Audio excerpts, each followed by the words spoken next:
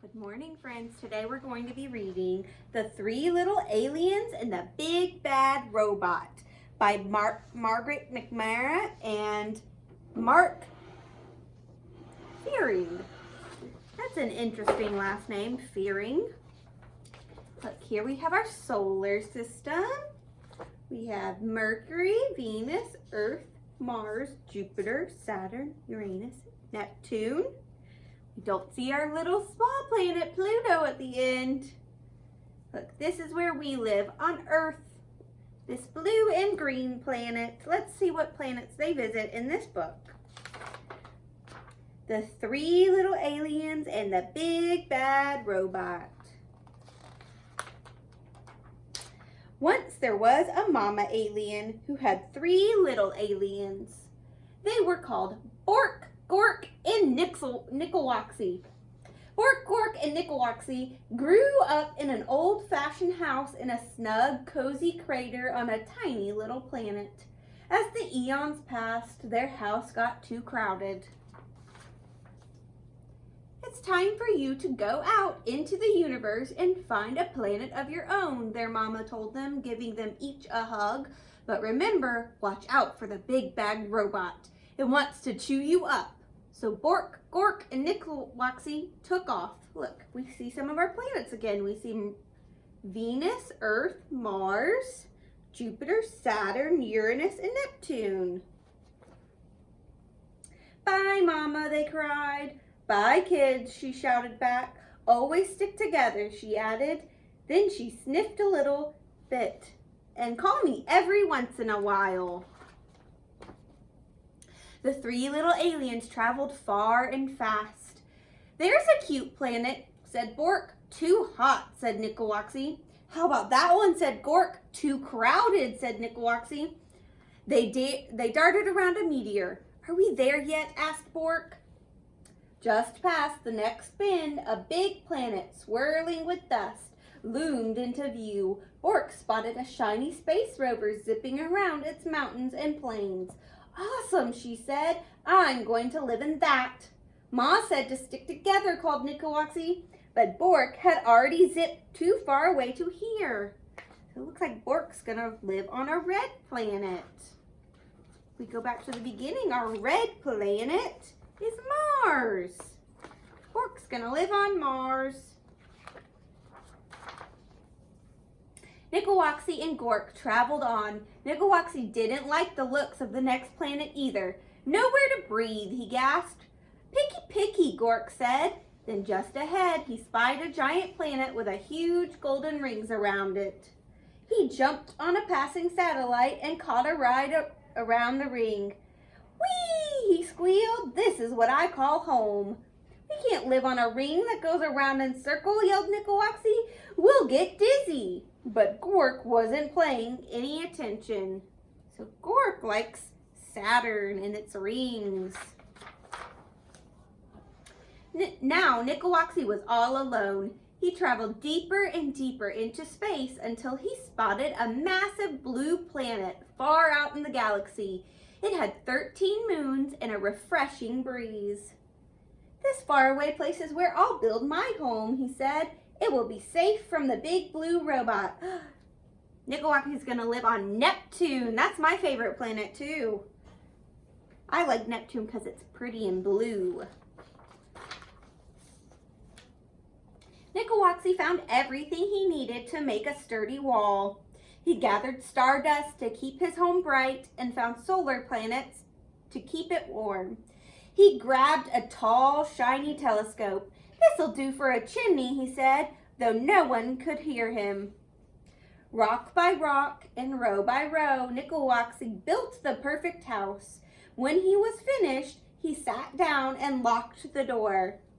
His house was not very zippy or cool, but it was very safe, and there was room enough for all three little aliens. I hope they come to visit soon, said Nickelwaxy. Then, one galactic dawn, there was a rumbling in the universe. Greet, bonk, neep, piddly deep, ork, eep. It was the big bad robot. Bork was so busy on her swirly red planet that she couldn't hear the robot's call. She didn't feel its giant footsteps or its leap from star to star, and she didn't see the robot until it was right in front of her rover. Little alien, bleeped the robot. Pull over, pull over. Not by the wheels of my trusty space rover, cried Bork bravely. Then I'll crack and I'll smack and I'll whack your house down, meeped the robot. And just like that, the robot cracked and smacked and whacked Bork's shiny rover into 100 pieces. Greet, boink, neek, piddly, ork, eat, eat. As fast as the speed of sound, Bork jetted away, the robot close behind her. Just as the robot was about to eat her up, she spotted Gork's satellite house.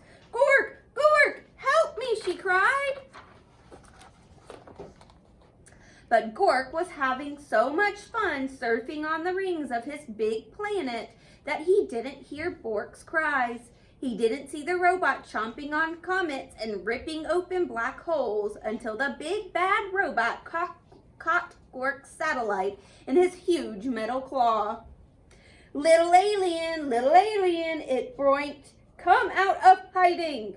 Not by the orbit of this ring I'm riding, cried Gork stoutly. Then I'll shatter and I'll clatter and I'll scatter your house down, groinked the robot. And before Gork could fly beneath the radar, that robot clattered and scattered and shattered Gork's satellite into 1,000 pieces. Greet, boink, neek, ork, beep, piddly, eat. Gork barely escaped. Over here, called Bork, stick together. At the speed of light, Bork and Gork blasted out into space, with the big bad robot getting closer all the time. Where can we hide? Asked Gork. Let's find Nicklewoxy, cried Bork. He'll know what to do. Nicklewoxy had heard the robot's roar. He had seen what was going on with his brother and sister through his telescope, and he was ready. He flashed his solar panels halfway across the universe. There he is, cried Bork and Gork, and they zoomed to Nicklewoxy's house as fast as a hurtling asteroid. Get inside, cried Nicklewoxy. No time to waste. No sooner had Bork and Gork slammed Nicklewoxy's solid space rock door than they heard the robot rumbling. Little alien, he squeaked. Let me come in. Not by the slime on my chinny chin chin, cried Nicklewoxy. Then I'll smack and crack and whack your house down, zeeped the robot. But they all look scared. The big bad robot bashed and crashed Nicklewoxy's strong, solid house. Nothing happened. Then it pounded and smashed really hard. Not a crack. Then it loaded up its triple blaster and zapped the house. But good. That house would not fall down. So the robot forced its way into the little alien's house, right down the chimney. Greet, body deep. The aliens covered their ears and waited for the robot to chomp them up. But halfway down the telescope, that robot got stuck tight. It strained and it struggled. It moaned and it groaned. Nicklewoxy's house shook and shuddered. But did it fall down? It did not. The robot gave one more mighty cry and burst into 1,000,000 pieces. Cool, said Bork. Awesome, said Gork. Just as I planned, said Nicklewoxy. There's just one thing missing, said Bork. Phone home, said Gork. So Nicklewoxy did. Ma, he said, we have the coziest house in the galaxy. Won't you come over and tuck us in? And she did. The end.